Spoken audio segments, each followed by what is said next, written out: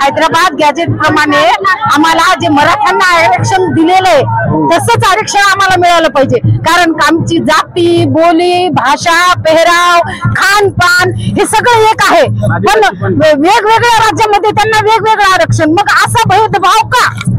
आणि हा भेदभाव मिटला पाहिजे.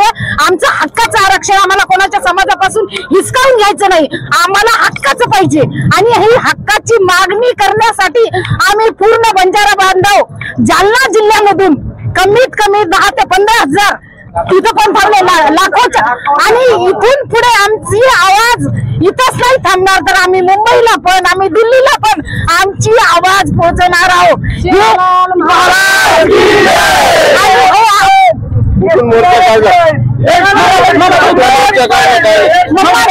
आम्ही मोर्चा काढलेला आहे आणि हा पूर्ण महाराष्ट्रामध्ये प्रत्येक ठिकाणी, प्रत्येक जिल्ह्यामध्ये, प्रत्येक तालुक्यामध्ये, नवे तर बंजाराच्या झोपडी पासून खोपडी पर्यंत हे आरक्षणासाठी मागणी.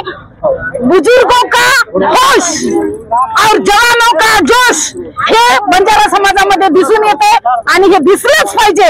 आणि आमचं हे हक्काचं आरक्षण आम्हाला मिळालंच पाहिजे. जोपर्यंत मिळत नाही तोपर्यंत आमचं आंदोलन असंच चालू राहणार. अंबिका गोकुळ जाधव.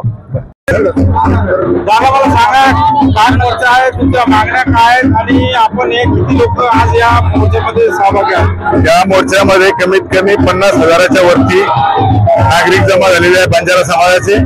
आणि हैदराबाद गॅजेट प्रमाणे आम्ही एसटी आरक्षण मध्ये येतो आणि जे 2 सप्टेंबरचा मराठासाठी GR काढला शासनाने, तो GR एका जातीसाठी न करता ते सर्व जातीसाठी तो लागू करावा ज्या ज्या जातीच्या नोंदी आहे हैदराबाद गॅजेट मध्ये त्याप्रमाणे सर्वांना एसटी आरक्षण देण्यात यावं एवढी विनंती करण्यासाठी शासनाला हा मोर्चा काढलेला आहे.